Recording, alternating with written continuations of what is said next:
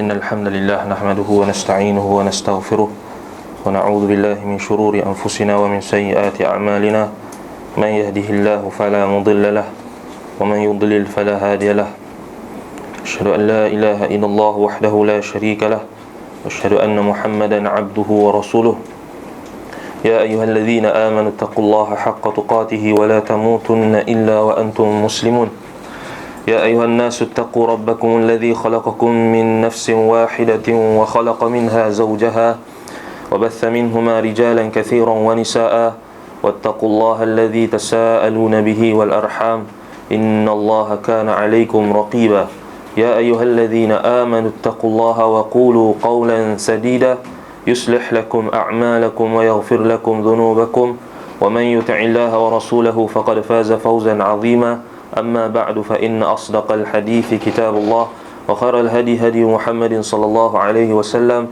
وشر الأمور محدثاتها وكل محدثة بدعة وكل بدعة ضلالة وكل ضلالة في النار. Jadi Alhamdulillah, syukur kepada Allah SWT kerana Allah SWT masih lagi memberikan kepada kita nikmat iman dan juga nikmat dapat menghadiri majlis ilmu. Jadi insyaAllah pagi ni ana diminta untuk menggantikan Al-Fadhil Ustaz Yunus hafizahullah untuk membantu beliau sama-sama kita meneruskan pengajian Sahih Muslim yang mana sebelum ni Ustaz Yunus dah syarahkan berkenaan dengan bab al-istisrar bil iman bil khaif. Ustaz Yunus dah selesai hadir dah. Jadi insya-Allah pada pagi ni kita sambung pada bab yang berikutnya. Kata al-Imam An-Nawawi rahimahullah, babu ta'allufi qalbi man yukhafu ala imanihi li dha'fihi wan nahyi 'anil qat'i bil iman min ghairi dalilin qati'in. Bab pada menjelaskan bab melunakkan hati, ta'allufi qalbi, dengan apa? Dengan pemberian bagi orang-orang yang ditakuti atas lemahnya keimanan mereka, dan juga larangan atas terputusnya ataupun kita kata larangan memutuskan keimanan, atau kita kata menetapkan keimanan tanpa ada dalil yang putus.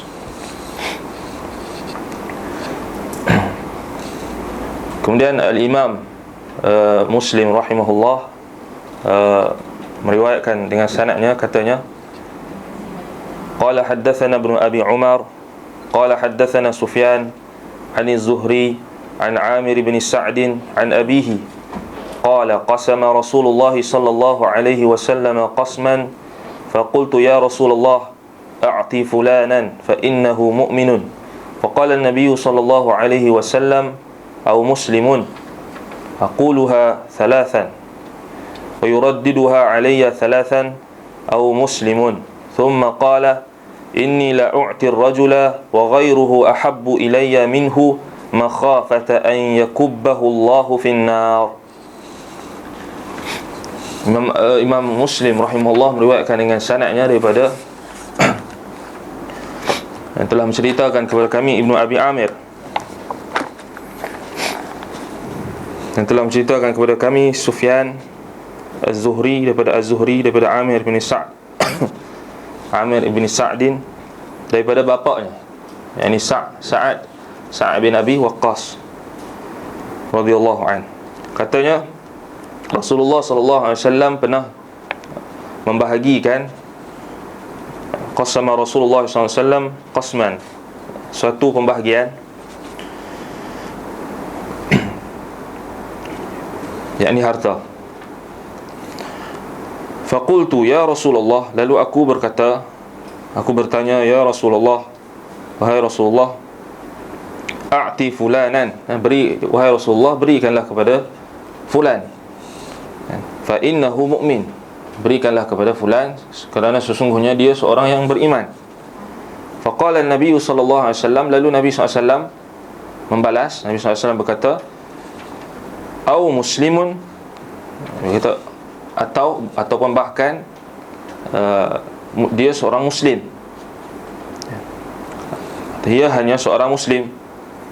Aquluha thalathan, kata Sa'ad, aku bertanya kepada Nabi SAW, annahu mu'minan. Sa'ad tanya lagi 3 kali. Nabi SAW wa yuraddiduha alayya thalathan, Nabi SAW pun ulang-ulang. Bila Sa'ad kata fa innahu mu'min, sesungguhnya dia beriman, dia seorang yang beriman, Nabi SAW balas balik, Nabi kata, au muslimun, atau dia ni Islam. Mukmin, Nabi kata, bahkan dia Islam. Mukmin, dia Islam, dia Muslim. Thumma qala, kemudian Nabi SAW bersabda, inni la'u'tiya ar-rajula, sesungguhnya aku akan memberikan bahagian kepada orang tersebut, lelaki tersebut, padahal wa ghairuhu ahabbu ilayya minhu, padahal ada lagi orang yang selainnya lebih aku suka. Tetapi kenapa Nabi SAW tetap bagi orang yang Nabi SAW bagi itu? Nabi SAW bagi sebab makhafata an yakubbahu Allahu finnar, kerana aku takut Allah akan memasukkannya ataupun menyungkurkannya ke dalam neraka. Kalau aku tak bagi kat dia ni, aku takut dia akan disebabkan oleh aku tidak memberikan kepadanya bahagian ini, aku takut dia akan dimasuk ke dalam neraka.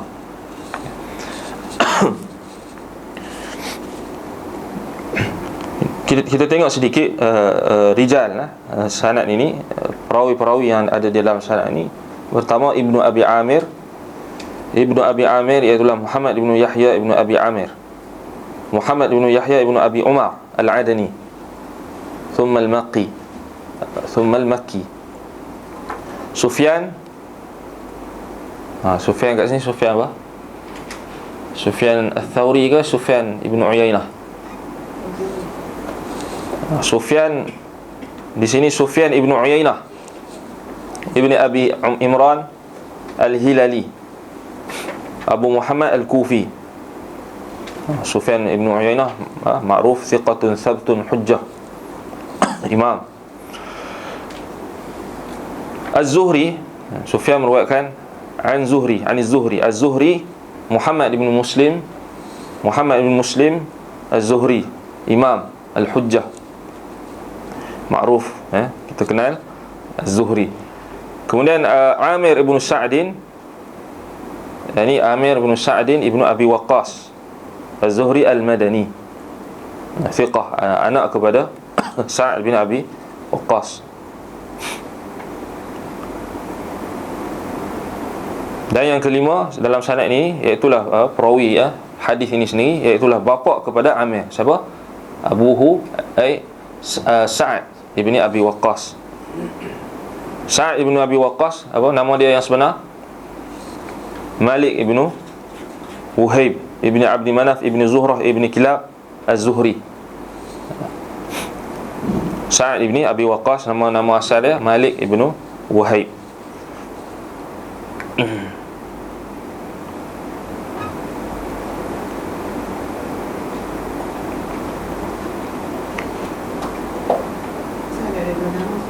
Ya.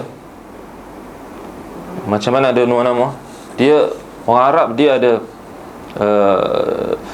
ada satu nama yang asal, nama yang diberikan oleh bapa dia. Kemudian nama dia selepas itu dia dah ada nama asal. Lepas itu ada orang-orang akan gelarkan dia dengan gelaran yang akhir sekali gelaran tu lekat jadi nama. Macam kita lah kan, nama Abdul Rahman asal kan, tapi panggil Man je kan. Melekat Man tu sampai orang tak tahu nama dia Abdul Rahman kan. Sulaiman, asal nama Sulaiman, panggil Leman je kan. Asal nama Khadijah, panggil Katie je. Lekat sampai orang tak tahu nama dia Khadijah ke mana satu kan. Katie. Sama juga macam datuk Nabi kan. Dalam kelas sirah kita tahu kan. Contoh apa, Abdul Muttalib, datuk Nabi. Nama dia bukan Abdul Muttalib. Nama asal dia apa? Syaibatul Hamd. kan. Tapi sebab Hashim meninggal, kemudian Hashim ni dia ada saudara nama Al-Muttalib kan. Jadi Abdul Muttalib ni dibela oleh saudara kepada Hashim, yakni Al-Muttalib. Sebab bapa kepada Abdul Muttalib meninggal, kemudian dibela oleh bapa saudara dia sendiri, Al-Muttalib nama bapa saudara dia. Kemudian bila dia selalu bawa anak saudara dia ni kan, orang tengok dia bawa anak saudara dia, kemudian orang ingat ni hamba dia, hamba kepada Al-Muttalib. Lepas tu orang pun panggil Abdul Muttalib, hamba kepada Al-Muttalib. Sedangkan nama dia bukan Abdul Muttalib asalnya, tapi melekat nama tu. Macam tu juga macam Sa'ad bin Abi Waqqas kan, asalnya Malik bin Wuhaib. Ibnu kan mana bin? Ya. Ibnu mana bin? Ya. Bin dia lain-lain juga. Bin Waqqas dan bin Wahid. Sa'ad bin Abi Waqqas kan. Itu Ibnu Wahid. Ibnu Wuhaib. Malik Ibnu Wahid. Malik ibn Wuhaib. Abi Waqqas ini sama ada kunyah kepada bapa dia kan, Abu Waqqas. Itu nama Sa'ad bin Abi Waqqas. Yang famous nama dia Sa'ad bin Abi Waqqas lah. Kalau kita sebut Malik ibn Wuhaib, kita tak kenal kan. Macam Abu Bakar kan. Abu Bakar Abdullah nama dia, Abu Bakar As-Siddiq, Abdullah ibn Quhafah.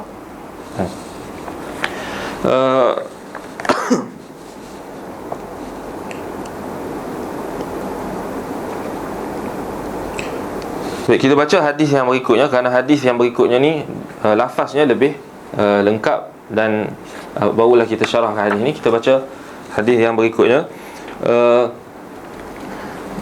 Imam Muslim meriwayatkan daripada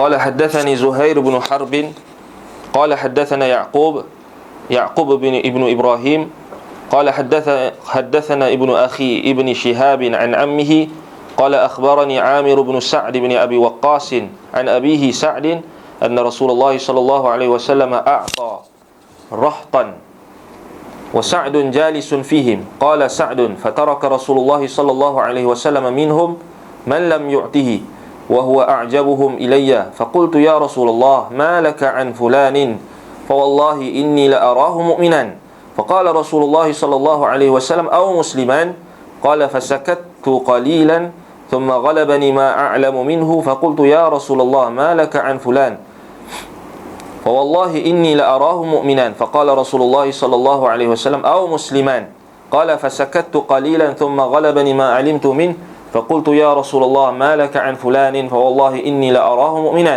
فقال رسول الله صلى الله عليه وسلم أو مسلما إني لأعطي الرجل وغيره أحب إلي منه خشية أن يكب في النار على وجهه. Daripada Sa'ad Ibn Abi Waqqas, katanya bahawasanya Rasulullah SAW memberikan rahtan, a'ta rahtan. Rahtan yakni apa yang menjadi kita kata rahtan ni, dia antara 3 ke 10 orang. Rahtan kumpulan, beberapa orang kumpulan yang mana bilangan mereka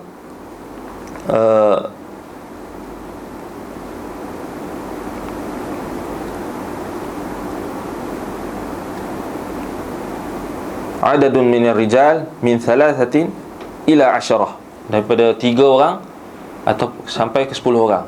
Di antara itu disebut rahtan, dalam rahtan itu. Dan kata Al-Qazzaz wa rubama jawazu dhalika qalilan, maksudnya kalau ada lebih seorang, 3 orang, 11 orang, 13 orang, itu dianggap juga rahtan. Bukannya dia memang kena 10 orang, tapi dia kalau lebih sikit pun disebut rah. Tapi orang Arab makruf bila disebut rahtun merujuk kepada 3 hingga 10 orang atau lebih sedikit. Bahasanya Nabi SAW a'ta rahtan, Nabi SAW memberikan pembahagian harta kepada beberapa orang lelaki.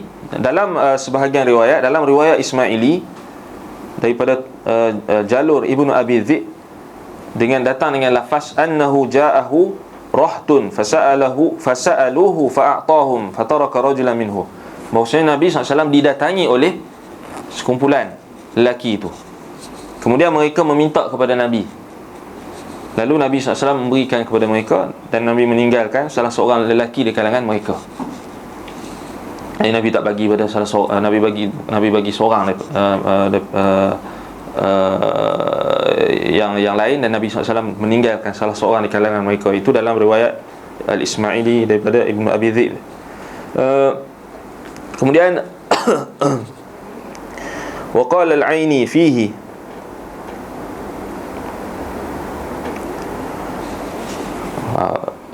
anna Rasulullah sallallahu alaihi wasallam a'ta rahtan, Nabi SAW memberikan pembahagian harta kepada beberapa orang lelaki, kumpulan lelaki. Wa Sa'dun jalisun fihim, dalam keadaan Sa'ad ada duduk bersama mereka, duduk bersama kelompok lelaki tadi. Dalam sebahagian riwayat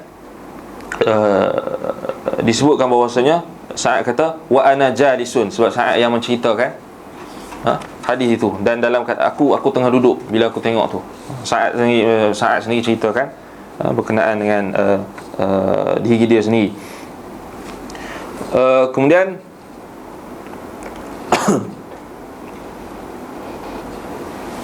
qala Sa'dun, kata Sa'ad, fataraka Rasulullah sallallahu alaihi wasallam minhum man lam yu'tihi. Itulah Nabi SAW meninggalkan di kalangan mereka itu ada yang juga Nabi SAW tak bagi. Nabi SAW tinggalkan, maksudnya Nabi tak bagi. Wa huwa a'jabuhum ilayya, sedangkan orang yang Nabi SAW tak bagi itulah orang yang paling aku suka, yang paling aku berkenan. Maksud berkenan ini paling aku sukalah. Paling aku suka. Nabi SAW tak bagi. Jadi Sa'ad macam tak puas hatilah. Sebab itu, sebab apa alasan sukanya Sa'ad kepada lelaki tu? Apa alasan? Sa'ad kata wa a'jabuhum ilayya, dan Nabi SAW tinggalkan orang yang paling aku suka. Nabi bagi kepada yang lain, tapi Nabi tinggal orang yang seorang ni yang aku suka dia ni. Sebab apa Sa'ad suka? Kita tengok dalam hadis yang berikutnya, dalam lafaz yang berikutnya, faqultu ya Rasulullah. Lalu Sa'ad pun terus mengadu, Sa'ad pun terus komplain, ya Rasulullah malaka an fulan, wahai Rasulullah, kenapa engkau dengan lelaki itu, dengan fulan? Kenapa engkau tak bagi dekat dia? Wallahi inni la arahu mu'minan. Sa'ad bersumpah, demi Allah, sesungguhnya aku benar-benar melihat dia ni seorang yang mukmin. Maksudnya kat sini, sukanya Sa'ad kepada lelaki itu atas dasar iman. Bukannya Sa'ad tengok dia tu handsome, tengok handsome suka kan? Tak, tapi ini para sahabat Nabi, mereka tengok atas dasar iman. Mereka suka seseorang atas dasar iman. Dan inilah yang menjadi awthaqul ura al-iman, tali iman yang paling kukuh. Iaitulah Nabi SAW bersabda, al-hubbu fillah wal-bughdu fillah. Iaitulah menyintai seseorang kerana Allah dan membenci seseorang kerana Allah. Dalam hadis Nabi SAW kata apa? Man ahabba lillah wa abghada lillah wa a'ta lillah wa mana'a lillah faqad istakmala iman. Barang siapa yang menyintai kerana Allah dan membenci kerana Allah, memberi kerana Allah, menahan kerana Allah, maka sesungguhnya dia telah menyempurnakan iman. Ini antara tanda kesempurnaan iman. Jadi para sahabat tengok mereka, dan bila mereka mereka suka pada seseorang itu, mereka ukur atas dasar iman. Atas dasar iman. Ya. Walaupun di sana tak nafikan, mungkin ada faktor lain yang menyebabkan Sa'ad bin Abi Waqqas suka orang tu. Mungkin sebabkan dia layak. Boleh jadi juga dia seorang yang miskin, dia layak untuk dapat bahagian itu. Tapi yang jelas, Sa'ad kata sebab apa? Sebab dia inni la arahu mu'minan, kerana sesungguhnya pas aku Sa'ad bersumpah, dia kata sesungguhnya aku benar-benar melihat dia ni seorang yang mukmin. Macam mana Sa'ad tahu dia mukmin? Macam mana? Iman. Iman kan dalam hati. Sebenarnya orang kata kan, macam mana kita nak tahu orang tu beriman? Dia ada tulis ke orang beriman, mukmin? Ada name tag ke? Ada? Tak ada kan? Yang jelas ada tanda-tanda. Tanda-tanda ni antaranya macam mana dalam hadis, sebahagian hadis bila Nabi SAW beritahu bahawa siapa yang kamu lihat dia sentiasa ke masjid misalnya, kan, dia solat di masjid bagi orang lelaki, kan, fa'lam annahu mu'min, atau ketahuilah bahawasanya dia adalah seorang mukmin. Ini tanda, itu menunjukkan tanda dia seorang mukmin. Yang ni dia solat. Jadi dia solat tu tanda dia mukmin. Bukannya dia tak buat-buat apa, dia hanya mengaku saya beriman tapi tak buat apa.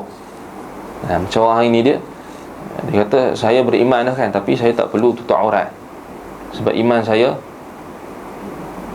kuat, iman saya, iman yang penting hati saya ni dah dipenuhi dengan iman.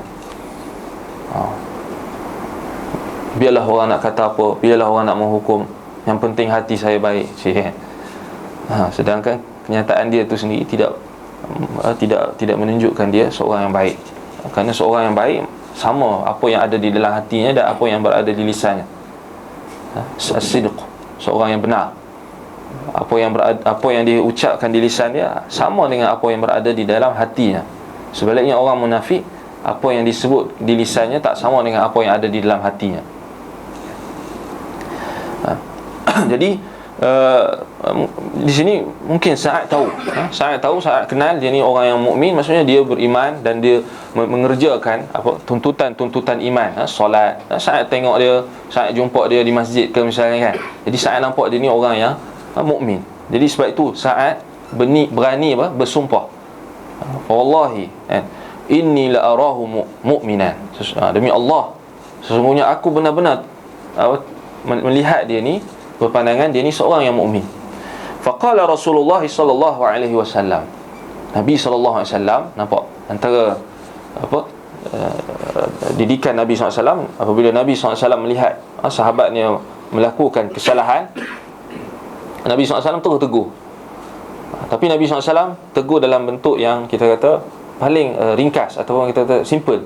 Nabi seakan Nabi kata au musliman, lebih baik kalau kata dia Muslim, atau Nabi SAW timbulkan pertanyaan istifham di sini, au musliman, ini istifham seakan nak ingkari, Nabi SAW nak mengingkari kenyataan Sa'ad.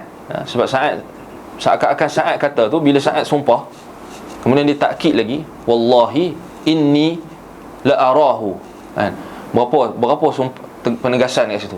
Wallahi, sumpah tu, al-qasam, dah takkid dah, penegasan. Inni, sesungguhnya aku, taukid dah, penegasan. La arahu, lam kat situ, lam muzahlaqah, yufidu taukid, tegasan lagi. 3 penegasan Sa'ad. Maksudnya seakan dia kata demi Allah, benar-benar demi Allah sesungguhnya dia ni benar-benar beriman.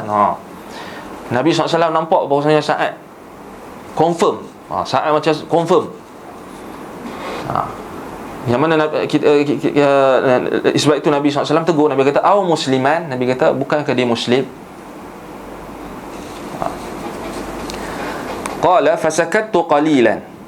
Itu Sa'ad pun senyap sebentar.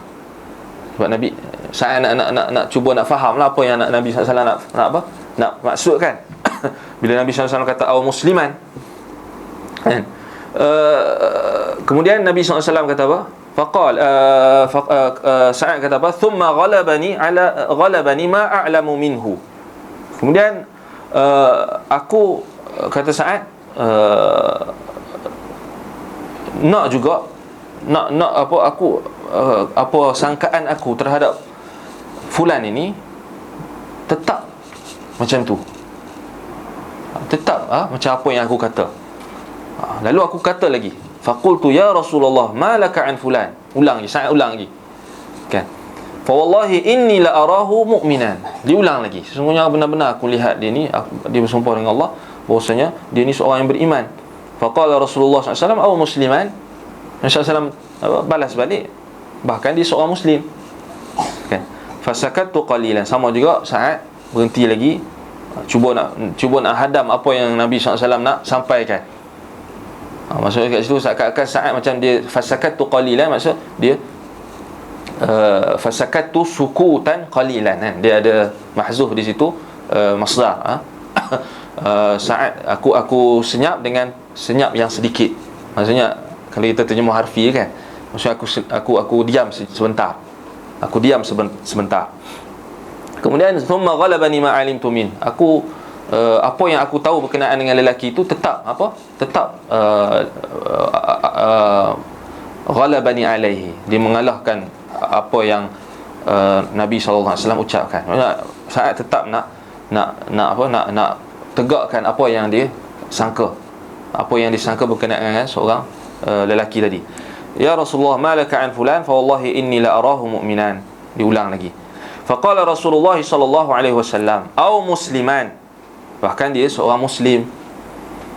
Inni la u'ti ar-rajula wa ghairuhu ahabbu ilayya minhu. Sesungguhnya aku benar-benar akan memberikan akan memberikan kepada lelaki ini dan selainnya ahabbu ilayya minhu, yang lebih aku cintai daripadanya, khasyata an yakubba fin nari ala wajhihi. Kerana aku takutkan, baru Nabi SAW bagi sebab, kerana aku takutkan dia ni akan dicampakkan ke dalam neraka ataupun dicampakkan ke dalam neraka di atas wajahnya.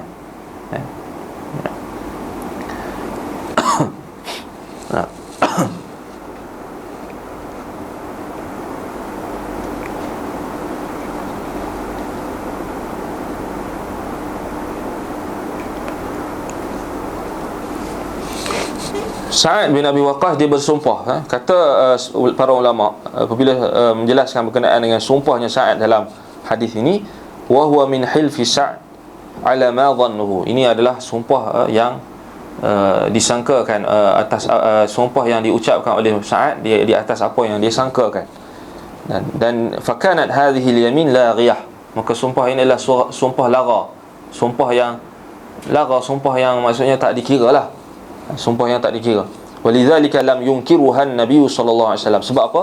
Sebab perbuatan Sa'ad bersumpah itu tidak diingkari oleh Nabi SAW. Nabi SAW tak marah dia sumpah, kan? Cuma Nabi tegur dia sebab apa? Sebab dia confirm lelaki itu mukmin. Sebab itu dalam bab ni larangan untuk al-qat'u, an-nahyu 'anil qat'i. Larangan daripada kita untuk memutuskan keimanan seseorang tu. Maksud kita kata dia ni confirm beriman, kan? Sebab apa?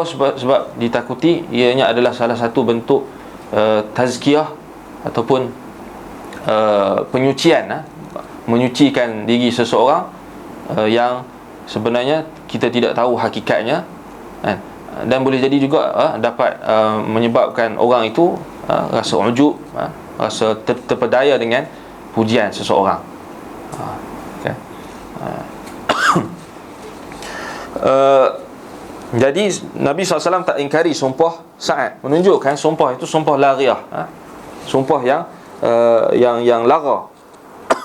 tak ada implikasi sumpah itu, tak ada implikasi menyebabkan penyebutnya atau pengucapnya diperintahkan untuk kafarah, sumpah, membayar kafarah atas disebabkan sumpah dia. Sebab Nabi SAW tidak marah, tak ingkar. Nabi SAW tak suruh Sa'ad bayar kafarah disebabkan sumpahnya. Maka ini fakana fihi dalilun ala jawazil halif ala dhann. Dan di sini menunjukkan, dalam hadis ini menunjukkan kepada kita bolehnya sumpah, seseorang itu bersumpah mengikut persangkaannya. Maksudnya ikut sangkaan dia. Sangkaan yang maksudnya sini sangkaan yang dia yakin lah, bukan sangkaan yang dia sangka-sangka macam sangka yang orang kita faham lain, kan? Sangka yang memang tak ada asas. Tetapi Sa'ad dia ada asas. Kerana dia tahu lelaki itu memang bagi dia seorang yang beriman. Wa annaha hiya laghiyah, dan ini adalah pendapat Imam Malik dan jumhur ulama. Maksudnya boleh bersumpah di atas perkara yang menjadi persangkaan. Yang ni sangkaan yang kuat lah, sangkaan yang kuat yang datang daripada sangkaan yang bukannya sangkaan yang sangka-sangka yang tak disokong oleh hujah. Kemudian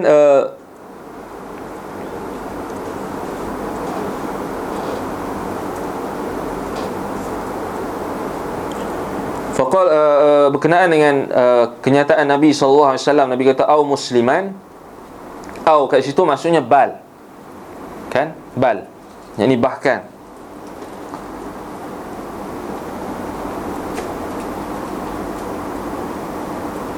Kata Al-Qurtubi rahimahullah, Nabi sallallahu alaihi wasallam lam yurid istifhamahu atau lam yurid istifhamuhu, wa innama ashara lahu ila al-qasam al-akhar al-mukhtass bil-zahir alladhi yumkin an yudrak, faja'a bi aw allati lit-taqsim wat-tanwi'. Al-Qurtubi kata, Imam Qurtubi kata, aw kat situ bukanlah maksudnya istifham. Bukan Nabi SAW tanya dia, adakah dia Islam, bukankah dia Islam. Itu kata Al-Qurtubi. Tapi maksudnya di sini Nabi SAW nak sebut bahawasanya ada pilihan lain. Daripada engkau kata dia mukmin, lebih baik engkau kata Muslim, macam tu.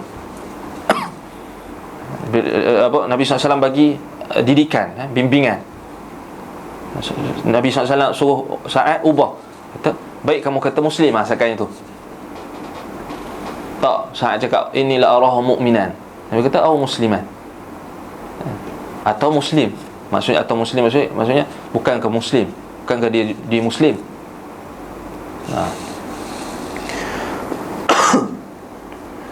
Wa qala an-Nawawi rahimahullah, Imam Nawawi kata, wa amma qawluhu sallallahu alaihi wasallam au musliman falaysa fihi inkaru kaunuhu mu'minan, bal ma'nahu an-nahyu 'anil qat'i bil iman.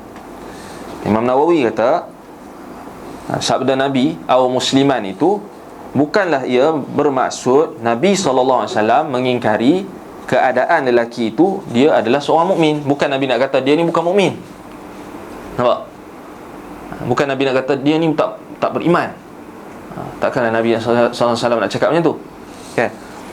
Bal ma'nahu an-nahyu 'anil qat'i bil iman. Bahkan maksud yang sebenar, Nabi SAW nak melarang Sa'ad supaya confirm, sebab Sa'ad sumpah tadi kan, 3 penegasan, supaya larangan untuk memutuskan keimanan seseorang itu. Memutuskan maksudnya dia menetapkan keimanan seseorang itu seakan-akan dia tu mukmin kamilul iman, dia tu adalah sempurna imannya.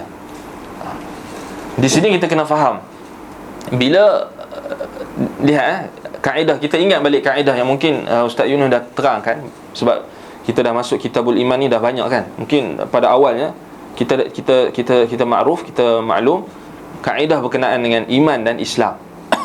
Iman, lafaz iman dan Islam, istilah iman dan Islam, kita kena ingat kaedah dia. Idza ijtama'a iftaraqa, wa idza iftaraqa ijtama'a. Islam dan iman kalau dia duduk bersama, idza ijtama'a, kalau dia bersama, iftaraqa, dia akan, maksud dia akan berpisah, maksud dia akan berlainan. Wa idza iftaraqa, apabila dia berasingan, ijtama'a, maka dia akan berhimpun, maksudnya akan jadi sama. Maksudnya dalam satu hadis, misalnya hadis ni Nabi SAW, Sa'ad kata mukmin, Nabi SAW kata Muslim. Maksudnya di sini nak bagi tahu bahawasanya Muslim merujuk kepada Nabi SAW, nak bagi tahu bahawasanya lelaki itu lebih layak untuk kita sifatkan dia seorang Muslim, kerana dia seorang yang kita lihat dia mengamalkan amalan-amalan zahir, amalan-amalan Islam yang zahir. Yang inilah solat, zakat, puasa, haji, amalan rukun Islam yang zahir. Sedangkan yang nak dimaksudkan oleh Sa'ad, yang ini dia ni mukmin, dia ni bukan setakat zahirnya saja, tetapi batin dia adalah seorang yang beriman. Ini maksud Sa'ad. Jadi Nabi SAW nak alihkan apa yang difahami oleh Sa'ad tadi, iaitulah bahawasanya dia ni seorang yang mukmin. Nabi SAW bagi tahu bahawasanya yang sebaiknya adalah sebut dia seorang Muslim. Sebab kita tak tahu sejauh mana tahap keimanan dia. Kita tak boleh putuskan dia ni beriman. Dia ni beriman maksudnya seakan-akan kita kata dia ni confirm imannya ni betul, ataupun confirm dia ni imannya sempurna. Walaupun Nabi SAW tak nafikan keimanan dia, seperti mana kata An-Nawawi rahimahullah. Dia balik juga pada masalah al-istithna bil iman kan. Isu kita ucapkan saya beriman insya-Allah kan. Dia balik pada tu. Boleh tak kita kata aku beriman insya-Allah? Ahli sunnah maksudnya melihat bahawasanya boleh apabila kita istisna di situ, yang ini kita bukanlah untuk kita menyatakan bahawasanya kita ni iman kita sempurna. Sebab itu kita kata aku beriman insya-Allah. Maksudnya kita takut, kita rasa kita ni bukanlah kita ni sempurna iman kan. Sebab itu kita insya-Allah aku ni beriman. Walaupun kita tahu kita beriman. Maksudnya istisna itu dibenarkan bila kita pengecualian di situ kita dibenarkan untuk kita apabila kita takut ataupun kita takut kita menganggap diri kita adalah sempurna iman.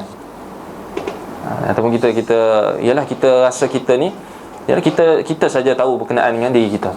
Sebab tu Allah tak sebut dalam Quran, fala tuzakku anfusakum wa a'lamu biman ittaqa.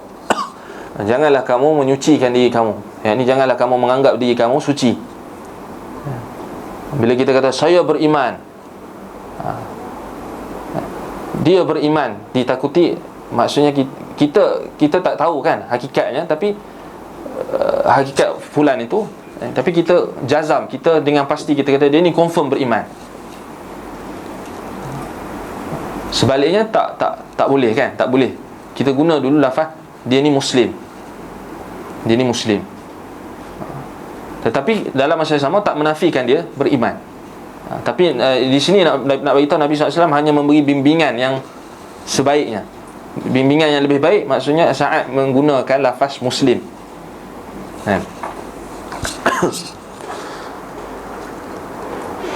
Sebab itu Imam Muslim kata wa anna lafzatul Islam aula bihi. Lafaz sepatutnya yang Sa'ad guna Islam adalah lebih layak. Lebih layak. Fa innal Islam ma'lumun bi hukmi zahir. Kerana Islam maklum, kita tahu bahawasanya seorang itu dianggap sebagai Islam apabila dia mengamalkan hukum-hukum zahir Islam. Sebab itu orang munafik pun kita panggil dia Muslim. Walaupun kita tak tahu apa yang ada di dalam hati dia, tetapi kita tetap bermuamalah dengannya sebagaimana muamalah kita terhadap seorang Muslim. Wajib kita jaga hak dia. Tak boleh kita menzalimi dia. Sebab kita tak tahu apa batin, kita tak tahu apa yang berada di dalam batin dia. Wa ammal iman fa batinun. Adapun iman adalah perkara yang ada di dalam batin, dalam hati. La ya'lamuhu illa Allah. Tidaklah mengetahuinya melainkan Allah. Wa qad raghama sahib at-tahrib anna fi hadha al-hadith isharatan ila anna ar-rajul lam yakun mu'minan wa laysa kama za'ama. Jadi Imam Nawawi ada salah seorang ulama penulis bagi kitab At-Tahrir, dia menyatakan bahawasanya hadis ini menunjukkan lelaki itu bukan beriman. Imam Nawawi bantah. Imam kata walaysa kama za'ama, bukan seperti mana yang dia dakwa.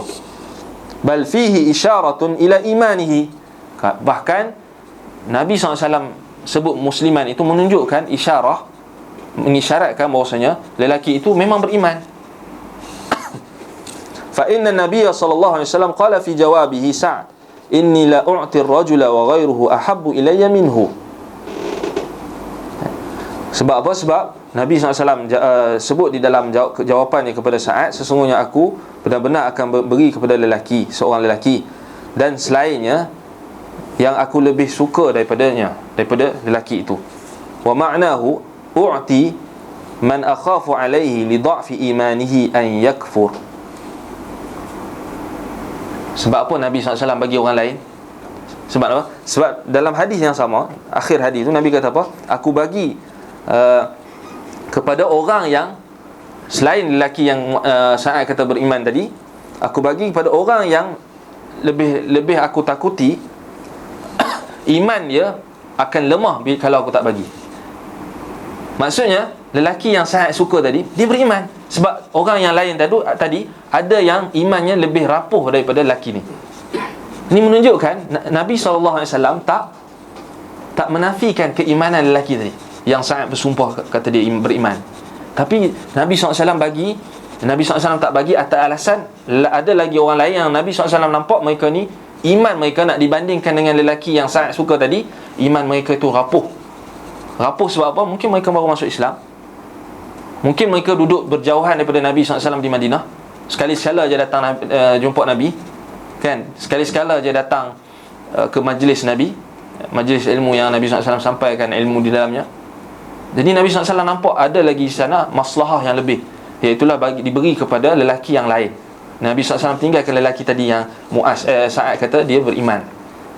Ini menunjukkan Nabi SAW tak nafikan iman lelaki tadi. Kata An-Nawawi, wa ad'u ghairuhu mimman huwa ahabbu ilayya minhu lima a'lamuhu min tama'ninati qalbihi wa salabati imanihi. Nampak? Dan kata An-Nawawi, Nabi SAW juga tinggal, tak bagi kepada lelaki yang sepatutnya Sa'ad kata dia layak tu, kerana dia beriman. Kerana Nabi SAW yakin bahawasanya dia ni kalau aku tak bagi pun iman dia still kuat. Dia takkan digoncangkan oleh apa-apa goncangan disebabkan oleh dia tak dapat harta, sebab iman dia kuat. Berbanding dengan lelaki yang lain, orang yang lain daripada kumpulan itu, Nabi SAW bagi sebab Nabi SAW tahu bahawasanya di kalangan mereka itu ada yang imannya rapuh, imannya tak kuat, lidha'fihi imanihi, kan? Jadi inilah kaitan, inilah poinnya, kaitan dengan bab hadis ini, iaitulah bab kita melunakkan hati, ta'alluf hati, melunakkan hati seseorang dengan kita memberikan sesuatu pemberian. Di sini juga menunjukkan bahawasanya muallaf ni orang yang dilunakkan hatinya untuk menerima Islam. Dan kita pun kena bertindak melunakkan sikap dan juga muamalah kita dengan mereka, dengan kita berlunak dengan mereka, kan? Orang yang baru masuk Islam, muallaf. Tapi istilah muallaf di Malaysia ni macam mana? Kalau orang Melayu kita, kan, kalau dia tu dia convert, dia masuk Islam, contohnya di China, kan, masuk Islam, dia masuk Islam tu dia umur dia dah 70, still panggil muallaf, kan? Itu hakikat, kan? Bila itu hakikat lah sebahagian orang tu dia asalnya bukan Islam, baru masuk Islam tahun 1970-an kan, 2018, 2017 orang still panggil dia muallaf. Muallaf tu datang tak? Padahal kawan tu dah masuk Islam lama, kan? Tapi dia still panggil. Sebab apa? Sebab dia tengok lain, kan? Bukan Melayu, kan? Dia tengok Cina. Dia tengok Cina, dia muallaf tu, kan? Tak betul, kan? Muallaf ni orang yang baru masuk Islam. yang betul-betul baru masuk Islam, ataupun dia dah masuk Islam tapi dia masih lagi baru, dan disebabkan barunya masuk Islam tu maksudnya iman dia masih lagi tak kuat. Kalau kita biarkan dia, kan, misalnya kita biarkan dia, kita tak cakna, kita tak ambil peduli pasal keadaan dia, mungkin boleh jadi dia akan keluar daripada Islam, disebabkan oleh muamalah kita. Sebab itu ini dalam Islam kita jaga. Tengok sampai tahap ni, Nabi SAW jaga. Ini maslahah. Ini maslahah. Kita bukan macam Khawarij, Khawarij masuk Islam, wajib baiat. Tak baiat, bunuh terus. Tak baiat, pancung terus, ya, tak baiat, pancung terus. Tapi Nabi SAW jaga ni maslahat. Sebab itu kita tengok hari ni ramai yang muallaf, yang mereka yang dilunakkan hati oleh Allah SWT untuk apa? Untuk menerima Islam ini. Memanglah kita katakan Allah Taala sebut dalam Quran, apa berkenaan dengan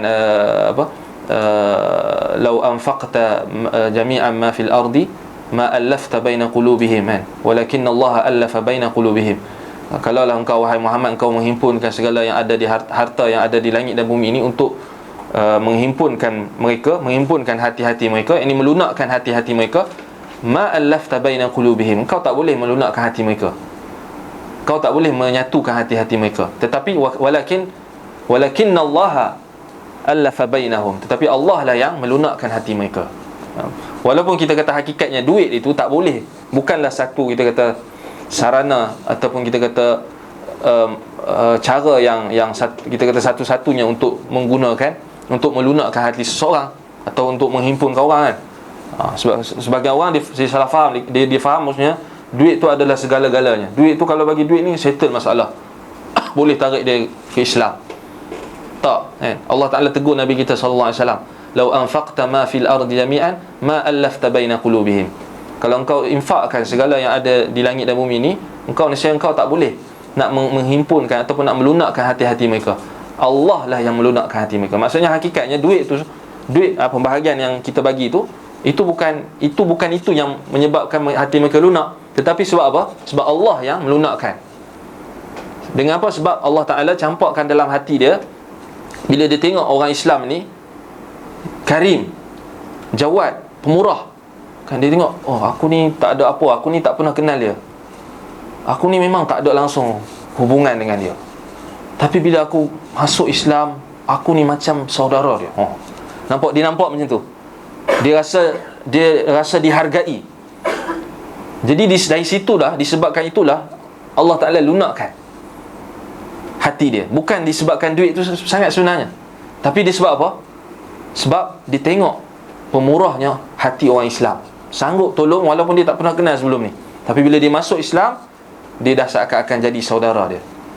La yu'minu ahadukum hatta yuhibba li akhihi ma yuhibbu li nafsihi. Tidaklah seorang itu dianggap beriman, tidaklah sempurna iman seorang sehinggalah dia menyintai apa yang ada dirinya, dia menyintai kepada saudaranya seperti mana apa yang dia cintai terhadap dirinya. Apa yang kita suka pada diri kita, maka begitu jugalah kita buat kepada saudara kita.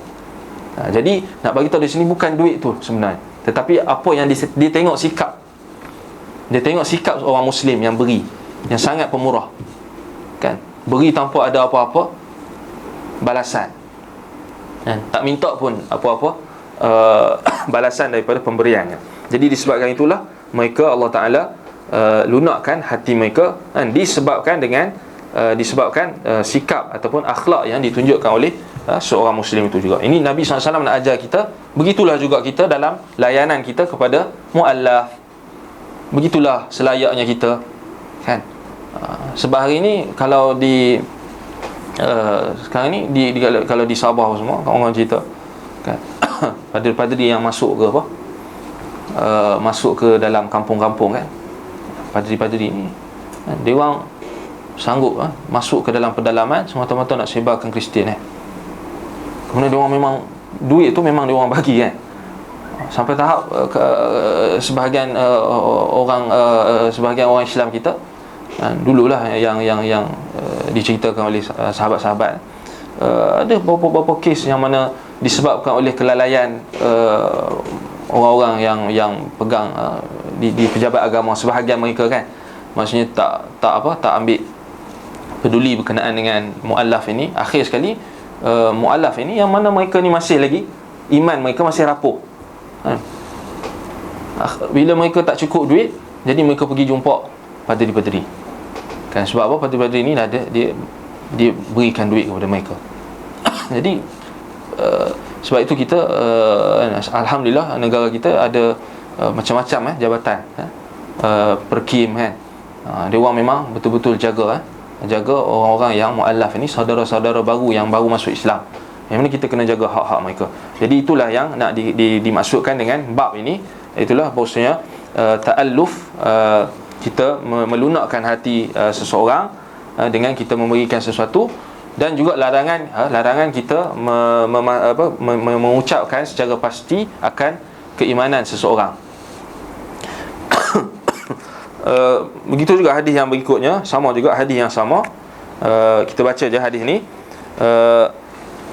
أنه قال عن سعد حدثنا كتاب إمام مسلم رحمه الله حدثنا الحسن بن علي الحلواني وعبد ابن حميد قال حدثنا يعقوب وهو ابن إبراهيم ابن سعد قال حدثنا أبي عن صالح عن ابن شهاب حدثني عامر بن سعد عن أبيه سعد أنه قال أعطى رسول الله صلى الله عليه وسلم رهطا وأنا جالس فيهم بمثل حديث ابن أخي ابن شهاب عن عمه وزاد فقمت إلى رسول الله صلى الله عليه وسلم فساررته فقلت ما لك عن فلان يا رسول الله.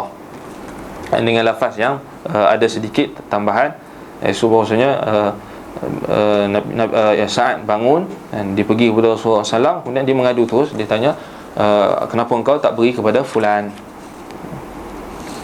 Siapa fulan tu? Wallahu a'lam, tak disebut di dalam syarah-syarah hadis, atau anda tak jumpa daripada hadis.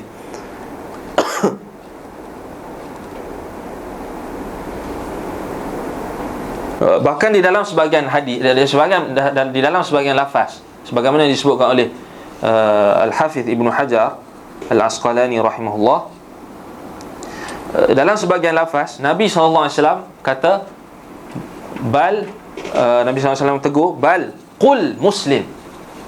Yang ni Nabi SAW kata tegur Sa'ad tadi, Nabi kata katakan dia muslim. Yang ni Nabi SAW kata kat Sa'ad bal, tak, atau bahkan katakan dia ni muslim, jangan kata dia mukmin, kata dia ni muslim, qul muslim, dalam sebahagian lafaz. Dan dalam sebahagian lafaz juga, yang sebagaimana yang disebutkan Ibnu Hajar, yang disebutkan oleh Ibnu al-A'rabi dalam Mu'jamnya, dalam sebahagian lafaz disebut bahawasanya Nabi SAW larang. Nabi kata la taqul mu'min wa qul muslim. Dalam sebahagian lafaz Nabi kata jangan kamu kata dia mukmin, tapi kata dia muslim. Nampak? Itu dalam sebahagian lafaz.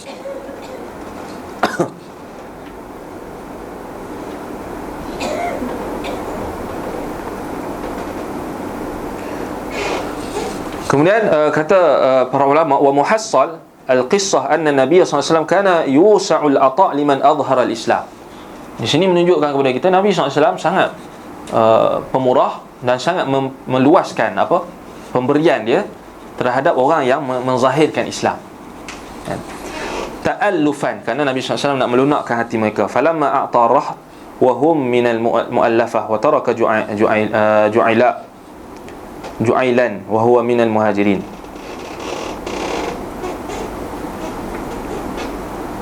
Bila Nabi SAW bagi kepada kumpulan lelaki yang baru masuk Islam tadi, yang Nabi SAW kata aku takut mereka ini, kalau aku tak bagi mereka akan masuk neraka, maksudnya mereka akan kafir. Kalau aku tak bagi mereka akan lari daripada Islam, kan? Jadi Nabi SAW bagi untuk melunakkan hati mereka. Tetapi Sa'ad dia nampak lain, kan? Nampak? Sa'ad dia nampak lain, dia nampak berbeza, dia nampak dia ni orang yang beriman, sepatutnya berilah kepada dia. Kan dalam hadis Nabi kata apa? La ta'kul illa la ya'kul ta'amakum illa mu'min atau illa taqi, ataupun illa al-mu'min. Janganlah makan bersama kamu, janganlah makan daripada makanan kamu itu kecuali orang yang beriman ataupun bertakwa, kan? Ini saya dia faham macam tu. Kalau kita nak bagi ke orang yang beriman lah. Sebab kalau kita bagi kepada orang yang tak iman, dia tak dia pun Islam pun solat macam ni iman ni, ataupun dia kita tak tahu, tak kenal dia, mungkin boleh jadi dia gunakan duit harta kita tu pada jalan yang tak benar. Jadi lebih baik kita bagi orang yang confirm, yang kita kenal dia ni seorang yang beriman. Itu pandangan Sa'ad. Tapi Nabi SAW tak nampak macam tu. Nabi SAW lagi, pandangan Nabi SAW lebih jauh. Bukan nak kata Sa'ad salah. Sa'ad di situ ya salah, tetapi di situ bukanlah maksudnya salah tu salah teruk lah. Maksudnya dia di situ Sa'ad tak tepat. Situasi tu tak tepat. Nampak? Sebab itu kena tengok situasi. Sama juga macam kita hari ni, kan? Orang yang kita nak berdakwah kat manusia, kita kena tengok keadaan, kita kena tengok situasi, kan? Orang tu dia Islam pun tak kenal, apa pun tak kenal, tiba-tiba kita pergi bagi tahu kat dia tentang neraka. Dia tak pernah tahu pasal Islam, tapi tiba-tiba kita bagi tahu benda yang tinggi-tinggi, benda yang tak sepatutnya kita bagi tahu, yang bukan bukan tempatnya. Begitu juga orang yang berdakwah, kan? Masuk ke tempat orang-orang yang masyarakat yang jahil, yang awam, dia pergi cerita tentang hadis Nabi, inna abi wa abaka finnar. Contoh, Nabi SAW bersabda tentang bapak Nabi, sesungguhnya bapak aku dan bapak kamu dalam neraka. Tuan-tuan dan puan-puan, bapak Nabi dalam neraka. Dia pergi cerita kat orang awam. Orang awam tu, ya Allah, astaghfirullah, ustaz ni kata bapak Nabi dalam neraka. Orang awam dia, kan? Dia tak belajar hadis. Tapi ustaz ni lah yang salah sebenarnya. Dia pergi cerita benda yang tak sepatutnya dia cerita. Walaupun benda tu sahih daripada Nabi, tapi tak sepatutnya dia cerita. Sebab itu Ali bin Abi Talib kata, khatibun nas biqadri uqulihim. Bercakaplah kepada manusia mengikut kadar akal mereka, mengikut kemampuan, tahap IQ mereka, tahap pemikiran mereka. Tapi tak pergi cerita tentang, macam contohlah nak ajar hadis, pergi cerita pasal sanad, panjang lebar kan. Orang datang nak dengar tazkirah, dia pergi cerita tentang sanad ni dhaif, didaifkan oleh Syekh Al-Albani. Kemudian di dalam rawinya ada seorang perawi yang majhul. Orang bagi masa kat dia setengah jam untuk tazkirah, dia pergi ulas pasal sanad hadis. Apa manfaat orang awam dapat? Orang awam tahu ke sanad-sanad dia boleh ke nak pergi check balik apa manfaat dia? Tak kan? Tak ada manfaat di situ. Sebab itu sesuatu perkara itu mestilah dilihat pada situasi dia, kan? Pada situasi tersebut. Sebab Nabi SAW tengok pada situasi dan keadaan individu tu. Itu penting. Maksudnya kita tahu dia ni macam mana, dia ni macam mana, dia ni macam mana. Sebelum ni kan dah mungkin dah masuk hadis yang sebelum ni berkenaan dengan perintah Nabi SAW perintahkan supaya Huzaifah tulis nama orang-orang yang menzahirkan Islam, kan? Huzaifah tulis siapa yang Islam. Maksudnya ada list orang-orang yang Islam. Dan Nabi SAW buat list. Sebab apa? Nak tahu kekuatan, nak tahu sejauh mana Islam tu dah diterima, supaya kita boleh ukur, dan kita boleh ukur keadaan sesuatu, dan kita boleh tahu situasi kita di mana. Kita adakah kita banyak ketika kita banyak, adakah kita kena buat macam ni, atau kita dalam keadaan kita sikit, macam mana kita kena buat macam ni.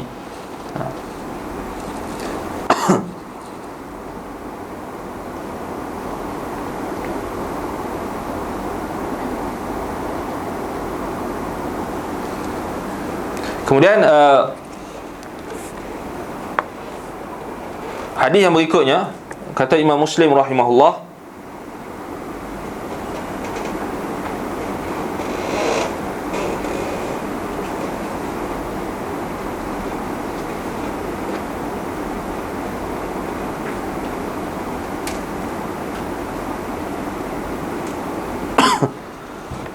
وحدثنا الحسن بن الحلواني قال حدثنا يعقوب قال حدثنا أبي عن صالح عن إسماعيل ابن محمد سمعت محمد بن سعد يحدث هذا فقال في حديثه فضرب رسول الله صلى الله عليه وسلم بيده بين عنقي وكتفي ثم قال أقتالا أي سع إني لأعطي الرجل.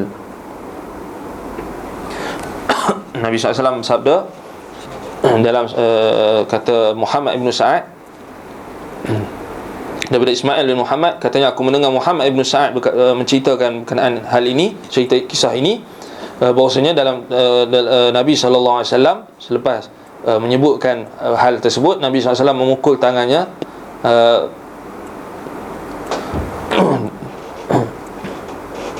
tangan Sa'ad antara leher dan juga bahuku. Kemudian beliau bersabda, apakah kerana peperangan wahai Sa'ad? Sesungguhnya aku berkehendak memberikan sedekah kepada lelaki tersebut.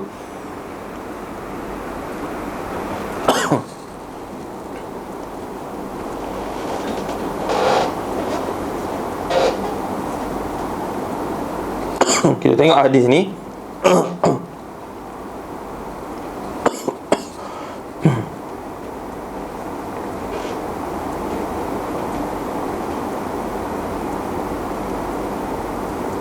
Muhammad ibn Sa'ad. Hadis ini Muhammad diriwayatkan oleh Muhammad ibn Sa'ad. Jadi tadi siapa? Tadi anak Sa'ad juga kan? Nama apa? Amir. Amir ibn Sa'ad. Hadis yang berikutnya ni adalah Muhammad ibn Sa'ad,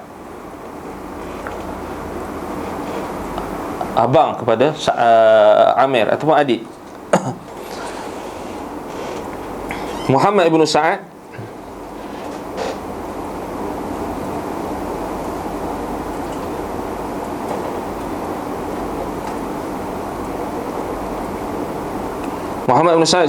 kisahkan bahwasanya Nabi SAW, lepas itu Nabi SAW memukul tangan Sa'ad di antara leherku dan juga bahuku. Thumma qala aqitalan.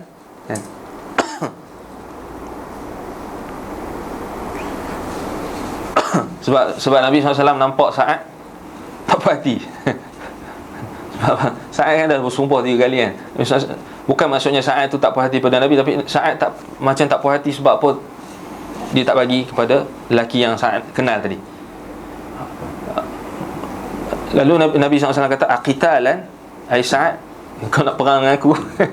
Nak bergaduh kan? Biasa kan? Nabi SAW melawak lah. Sebab maksudnya kata ulama, atuqatilni qitalan, adakah engkau nak lawan ke kan? Nak fight kan? Tak puas hati kan? Biasalah seorang sahabat dengan sahabat yang lain kan? Orang Kelantan kata nak gocoh kamu nak gocoh. Nak lawan ke? Dalam sebahagian riwayat, dalam riwayat Bukhari, Nabi SAW panggil Sa'ad, aqbil ya Sa'ad. Nabi kata, mari Sa'ad. Mari Sa'ad. Nabi SAW pujuklah Sa'ad, pujuk Sa'ad.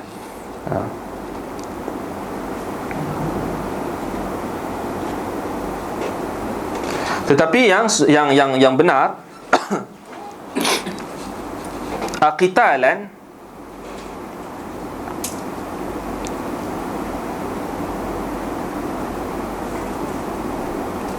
dalam riwayat Muslim ini datang dengan lafaz aqitalan. Ini seakan-akan menunjukkan bahawa Nabi SAW kata nak berperang ke wahai Sa'ad, maksudnya nak lawan ke. Tetapi yang sebenarnya di dalam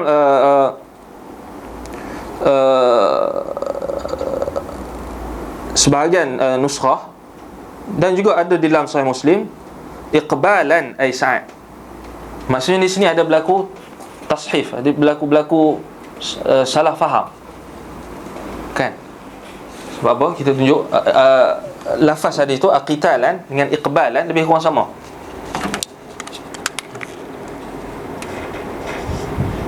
Aqitalan, okay, kita tak payah letak baris, dengan iqbalan. Aqitalan dengan iqbalan. Okey, bayangkan tak ada baris kan. Jadi dia boleh berlaku tashif di situ. Kan? Kalau kita kata aqitalan, maksudnya seakan-akan Nabi SAW ajak berperang. Kan? Nak perang ke, nak lawan ke? Kalau kita kata iqbalan, maksudnya aqbil ilayya ya Sa'ad iqbalan. Yang ni datang kepada aku wahai Sa'ad, menghadap kepada aku, mari dekat dengan aku. Iqbalan, ini masdar, ini supaya engkau dekat dengan aku. Maksudnya atuqabilni iqbalan. Jadi adakah engkau marilah kat aku, marilah kat aku. Nabi SAW suruh dekat. Tapi kalau kita baca aqitalan, nak perang ke? Nak perang ke? Nak lawan ke? Lain tu kan? Kata Syekh Al-Athiyubi, dia kata wa hadha alladhi qalahu lam yaqa' fi an-nusakh allati bayna aydina idh kulluha bita la bil muwahhadah wallahu a'lam. Tetapi yang ada di dalam nuskah sahih Muslim, cetakan ataupun kita kata cetakan yang hari ni, dia kebanyakannya datang dengan aqitalan. Kebanyakannya maksudnya dia dibariskan dengan aqitalan, bukan iqbalan. Dan tak pernah kata Syekh Al-Athiyubi yang kita jumpa cetakan yang datang dalam yang meletakkan lafaz itu iqbalan. Katanya tidak diketahui ada. Kerana kesemuanya datang dengan ta, qitalan, yakni datang dengan ta, bukannya iqbalan. Ala kulli hal, kedua-dua yang lebih selamat, maka kita ialah kedua-duanya benarlah. Kedua-duanya boleh difahami. Kan? Qitalan tu, qitalan bukan maksudnya Nabi SAW nak ajak gaduh tu gaduh betul-betul kan. Maksudnya nak lawan kat orang Arab biasalah. Kadang-kadang kawan-kawan laki-laki ni dia suka kasar-kasar sikit kan, berlawak tu kasar, biasalah kan, pukul-pukul sikit, biasalah. Iqbalan pun maksud yang boleh kita ihtimal, kita katakan berkemungkinan benar, sebab Nabi SAW panggil aqbil ya Sa'ad, atuqabilni iqbalan. Jadi wallahu a'lam berkenaan dengan hadis ini. Kemudian kita masuk bab yang berikutnya, bab ziyadatu tuma'ninatil qalbi bitadahiril adillah. Bab bertambahnya ketenangan hati disebabkan oleh dengan zahirnya dalil-dalil ataupun tanda-tanda.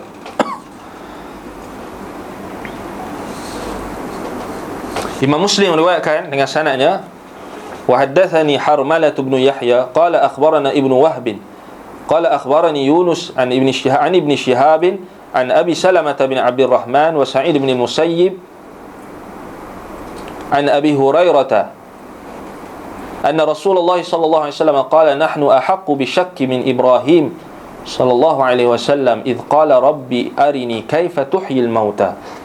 قال أولم تؤمن قال بلى ولكن ليطمئن قلبي قال ويرحم الله لوطا لقد كان يأوي إلى ركن شديد ولو لبثت في السجن طول لبث يوسف لأحببت الداعي أو لأجبت الداعي.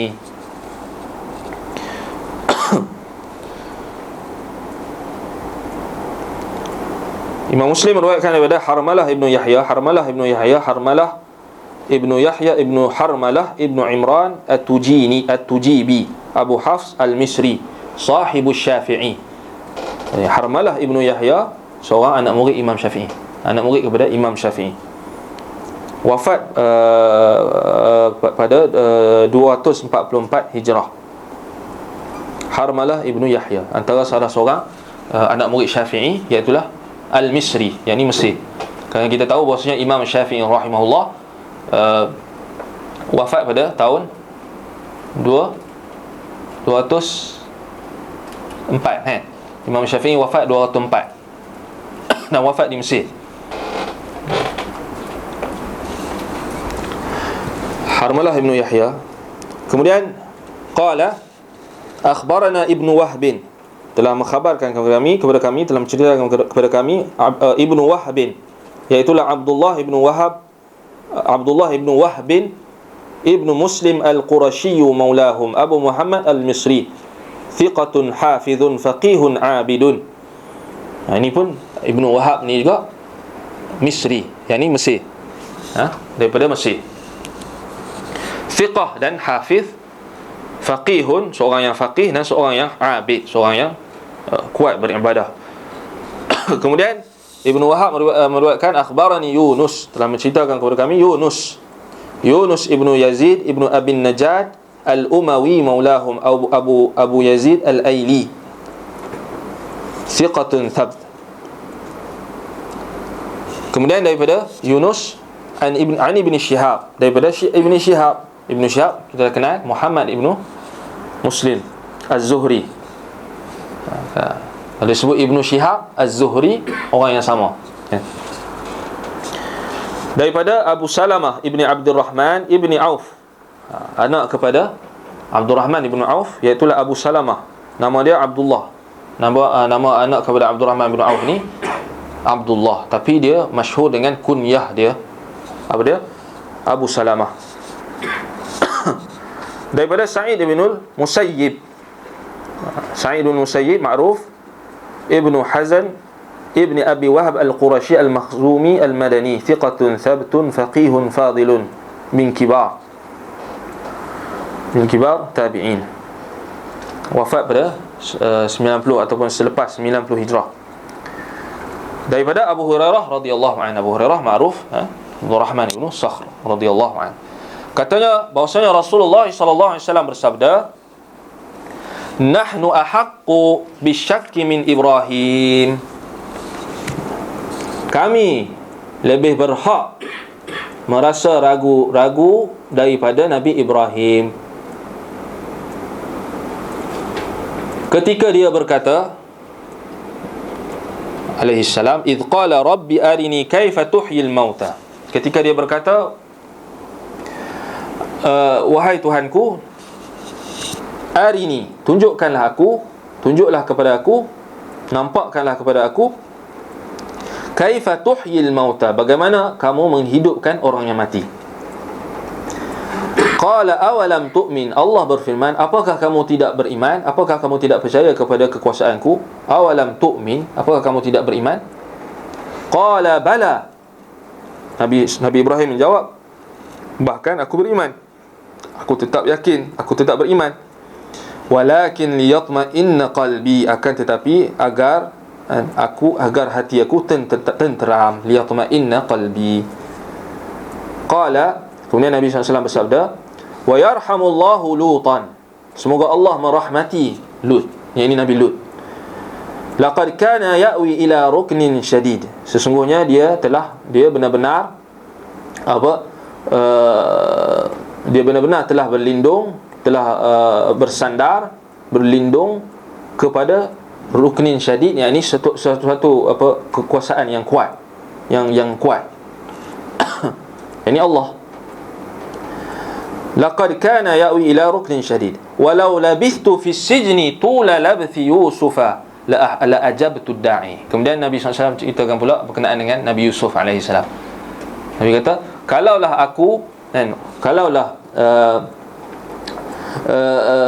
andai katanya aku tinggal di penjara selama masa yang dilalui oleh Yusuf berada di dalamnya, kalaulah aku tinggal di dalam penjara selama masa yang dilalui oleh Nabi Yusuf berada di dalamnya, nescaya aku akan memenuhi keinginan orang yang meminta.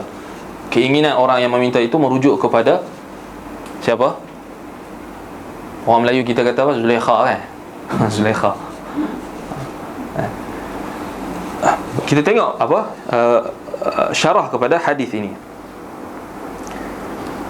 Nabi SAW kata, nahnu ahaqqu bisyakki min Ibrahim, kami lebih berhak untuk meragu-ragu atau merasai ragu-ragu berbanding Ibrahim.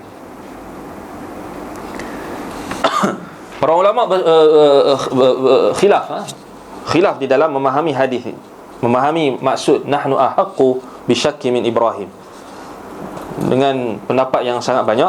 Antaranya disebut oleh Abu Awanah dalam musnadnya, seperti apa yang dinaskan, disebutkan sami'tu Aba Hatim Ar-Razi yaqul ya'ni nahnu ahaqqu bil mas'alah, iaitu Abu Hatim Ar-Razi ditafsirkan, maksud dijelaskan, maksud kata Nabi, kami ataupun kita lebih berhak untuk merasa ragu berbanding Ibrahim.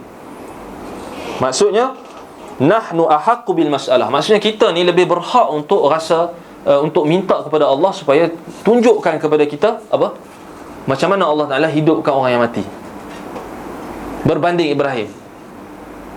Kita lebih berhak untuk, maksudnya sepatutnya kita lah yang minta kan, sebab kita ni lebih lemah iman kita berbanding Ibrahim. Itu maksud yang pertama.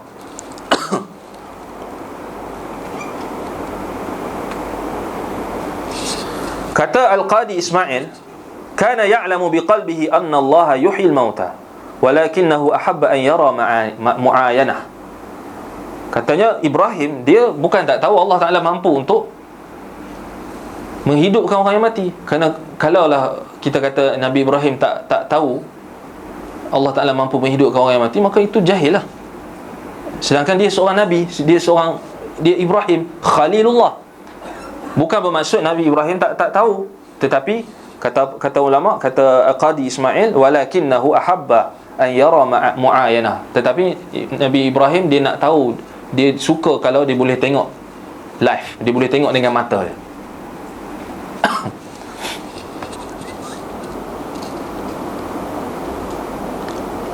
Kemudian Al-Hafiz Ibn Hibban dalam sahihnya dia kata apa? Selepas keluarkan hadis ini, dia kata, qala Abu Hatim qawluhu nahnu ahaqqu bi syakki min Ibrahim lam yurid bihi ihya' al-mauta innama arada bihi fi istijabati du'a lahu. Katanya bukanlah maksud Nabi SAW di sini supaya apa? Supaya yang dimaksudkan oleh Nabi SAW iaitulah apa? Menghidup, supaya dilihatkan orang yang menghidup, supaya Allah Ta'ala lihatkan bagaimana dia menghidupkan yang mati. Tetapi di sini yang dimaksudkan oleh Nabi ialah istijabatud du'a lahu, yakni perkenannya Allah Ta'ala akan apa kita kata, permintaan Ibrahim.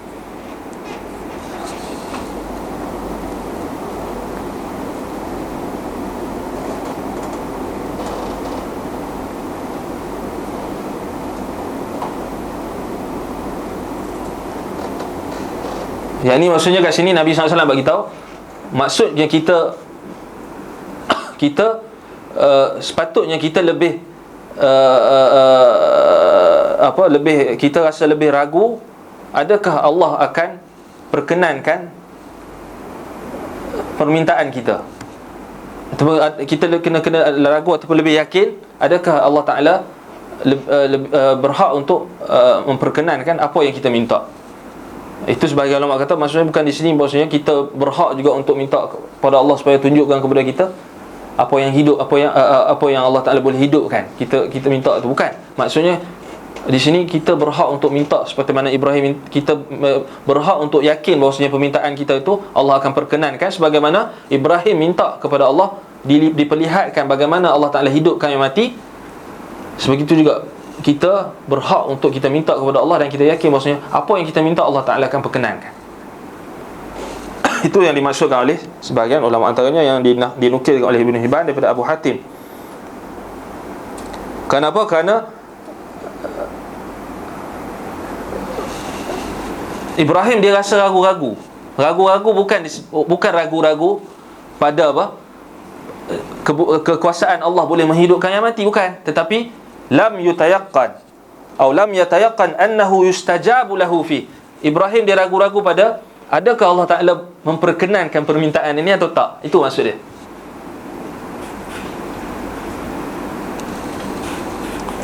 Sebab itu bila Allah Ta'ala sebut apa? Awalam tu'min, adakah engkau tak percaya, adakah engkau tak beriman? Qala bala walakin liyatma'inna qalbi. Bahkan aku beriman, tetapi hanya untuk mententeramkan hati aku. Adakah engkau akan memperkenankan doa aku? Bukan Nabi Ibrahim syak, bukan Nabi Ibrahim ragu-ragu Allah ni boleh ke hidupkan yang mati. Nak try sikit minta. Bukan macam yang difahami oleh sebahagian golongan yang sesat hari ini. Mereka faham, mereka dakwa bahasanya di sini boleh kita syak di dalam akidah ataupun kita syak dulu. Ini tak betul. Syak Ibrahim bukan pada kekuasaan Allah. Syak keraguan Ibrahim tu adalah pada apa? Adakah Allah nak memperkenankan permintaannya? Adakah Allah Ta'ala memperkenankan permintaan dia supaya ditunjukkan kepadanya apa? Yang mati dihidupkan semula. Okay. Ada Fathul Majid? Ada. Kemudian Nabi SAW kata wa yarhamullah Lutan. Semoga Allah merahmati Lut. Ni nanti hadis ni nanti suruh Ustaz Yunus syarah detail sikit. Tak sempat kita sentuh sikit. Wa yarhamullahu Lutan. Dan semoga Allah merahmati Lut. Sesungguhnya dia telah bersandar ataupun berlindung pada ruknin syadid. Ini Allah Subhanahu Wa Taala yang kukuh, yang kuat. Maksudnya Nabi SAW cerita, Nabi SAW ingatkan tentang Ibrahim, Lut dan juga Yusuf. Nabi SAW nak bagi tahu kat para sahabat bahawasanya ini adalah contoh kita. Ini adalah contoh kita. Dan Nabi SAW bayangkan macam mana dia berada pada tempat Ibrahim dan bagaimana dia berada pada tempat Lut. Seperti Nabi kata rahimahullah, ya rahimahullah Lutan, Allah rahmati Lut. Sesungguhnya dia telah berpegang ataupun berlindung pada Allah, ruknin syadid, yang kukuh. Maksudnya kalaulah dia tak berlindung kepada Allah, nescaya habis dia akan dibunuh ataupun akan dimudaratkan oleh kaumnya. Dan Nabi kata begitu jugalah Yusuf. Nabi kata kalaulah aku duduk di tempat Yusuf, di penjara macam Yusuf kena, aku tak tahulah aku boleh tahan atau tak. Mungkin kata Nabi la ajabtu da'i, kan, la ajabtu da'i. Tengok kat sini apa maksud la ajabtu da'i. Kalaulah aku duduk di tempat Yusuf ataupun kita di penjara seperti apa lamanya Yusuf di penjara, kan, la ajabtu da'i, nescaya aku akan boleh jadi aku akan tentu aku akan menyahut seruan orang yang mengajak. Mengajak tu apa? La ajabtu da'i,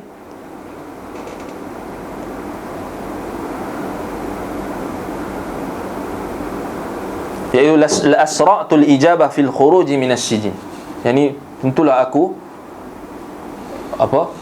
segera untuk menyahut seruan orang yang nak lepaskan aku, supaya aku ikut kehendaknya. Maksudnya Nabi SAW kat sini dipanggil istihdar. Istihdar maksudnya bila kita baca berkenaan dengan sirah, sini nak bagi tahu kat kita, bila kita baca berkenaan dengan sirah para Nabi, kisah Nabi SAW dan juga para sahabat, apa-apa saja kisah berkenaan dengan salah, kita cuba istihdar, kita cuba bayangkan kita berada di tempat. Nampak? Ini Nabi SAW ajar. Sebab tu Nabi kata apa? Walau labithtu fi sijni tula labthi Yusuf. Kalaulah aku duduk macam mana duduknya Yusuf dalam penjara dalam tempoh yang lama, aku pun tak tahu adakah aku boleh bertahan macam dia. Nampak? Ini yang menunjukkan tawaduk Nabi. Nabi SAW nak ajar kepada sahabat supaya kita kena rasa istihdar. Bila kita tengok peristiwa, kita baca sirah misalnya, kita tengok Bilal bin Rabah, kita tengok contoh yang selalu kita lihat, contoh orang yang pergi umrah. Selalu kalau saya bawa sebahagian jemaah ni, selalu kena tegur.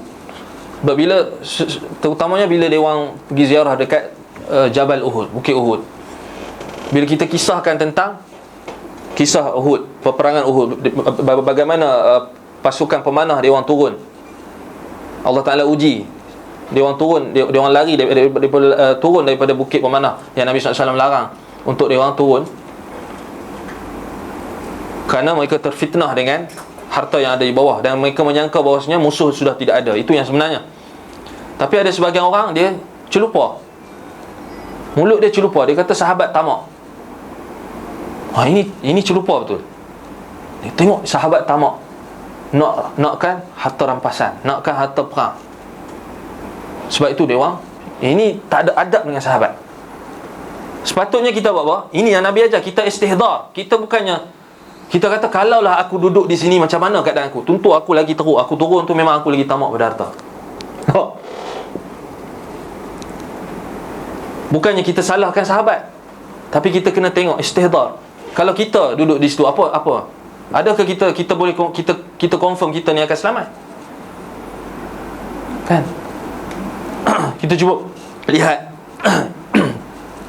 Sahabat-sahabat yang diseksa, kemudian dia orang kekal di atas Islam. Bilal bin Rabah diseksa, Sumayyah diseksa. Cuba kita letak kita pada tempat dia orang. Kita bayangkan, adakah kalau akulah kena apa yang aku, tentulah aku akan kafir. Betul? Macam itulah Nabi SAW nak ajar. Nampak? Istihdar. Dia panggil istihdar, maksudnya kita menghadirkan. Seakan-akan kita, bila kita baca tu, kita bayangkan kita macam mana. Bila kita baca berkenaan dengan sirah Nabi, kita baca berkenaan dengan sahabat Nabi, kita bayangkan kita ni kalau hidup zaman Nabi, kita ni nak jadi pengikut Nabi ke kita nak jadi Abu Lahab?